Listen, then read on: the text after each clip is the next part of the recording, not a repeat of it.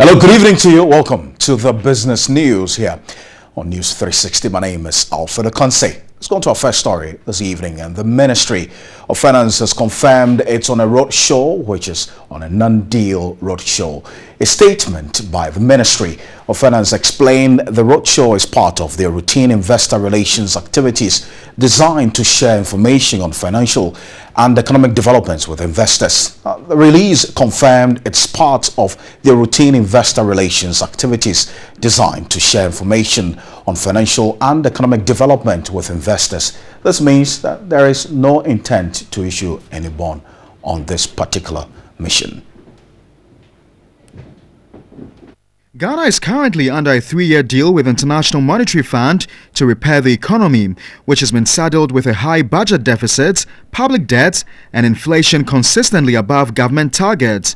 But Finance Minister Seth Terkper says he expects a more favorable market condition this year based on improvement in the Ghanaian economy, especially the potential of the energy sector.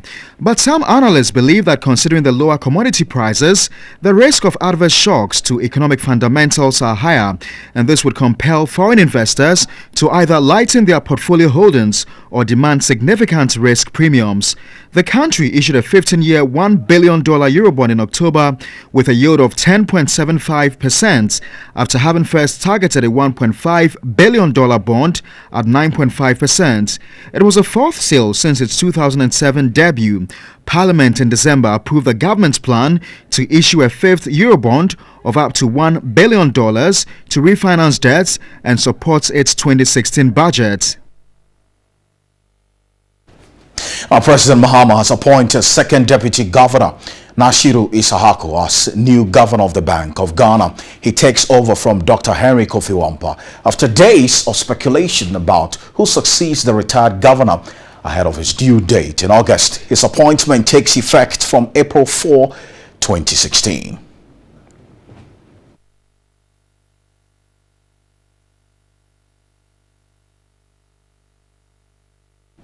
Stay with us in a subsequent bulletin. We'll bring you some more on this new appointment. But an economist at the Institute for Fiscal Studies, Leslie Mensah, says the Bank of Ghana has a rigid model for fighting inflation, and this is inherent by every governor. Also, this, he explains, makes it difficult for any governor to change the way things are done at the central bank.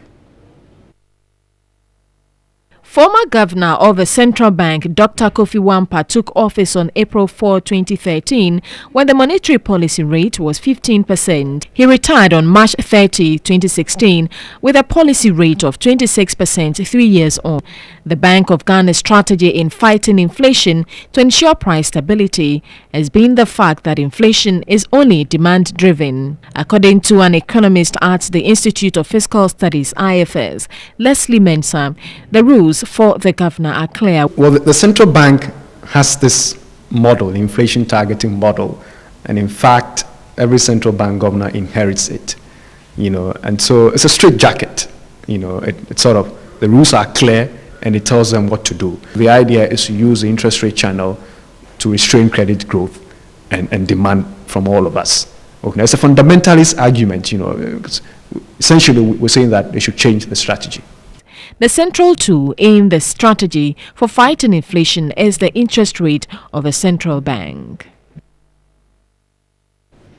Coordinator of Third World Network Africa, Dr. Yao Graham, says the recent stability agreement between government and Goldfields is illegal because it breaches Section 48 of the Minerals and Mining Act of 2006. Dr. Yao Graham has also challenged government to make public the details of the contract and people involved in the negotiations.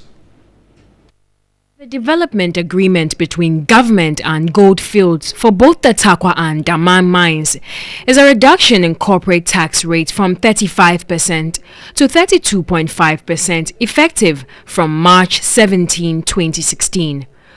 Goldfields is expecting to benefit about $33 million annually from this corporate tax cut of 2.5%. The agreement also brought about a change in the royalty rate from a flat rate of 5% of revenue to a sliding scale royalty based on world gold price with effect from January 2017. The announcement details a royalty rate of 0 to 3% if gold price is above $1,300, 3.5% if gold price is between $1,300 and $1,449, and 4% if gold price is between $1,450 to $2,299. The current gold price is $1,216, and for half a decade now, gold price has been locked between $1,000 and $1,300. This means Goldfields will pay below 3% in royalty instead of the standard rate of 5%. The coordinator of Third World Network, Dr. Yao Graham, says Goldfields does not deserve a stability agreement by the requirement of the Minerals and Mining Act. There's nothing in the statute, the Section 48 on Stability Agreement, to justify the granting of a sliding scale which starts below 5% to Goldfields, or a cut in corporate rates. Now, therefore, it is our view that the heart of this agreement between the Ghana government and Goldfields is illegal, because there's no justification in law for it. So this agreement, we think, is an illegality, and we challenge the government to show us why it should not be deemed illegal. He is calling on Parliament to explain why it waived the 48-hour notice to enable the agreement to be rushed through the House.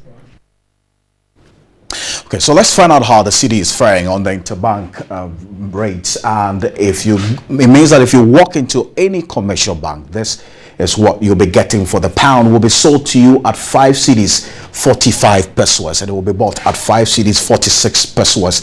And also, if you are walking in getting some dollars, it would also be sold to you at 3 cedis 82 pesos, and it will be bought at 3 cedis 83 pesos per the city there. And also for the euro, it would also be sold to you at 4 cedis 35 pesos, and it will be bought at 4 cedis 36 pesos there. So that's for the interbank rate, meaning that if you walk into any commercial bank, this is the rate you will be getting. But that's it for the business news.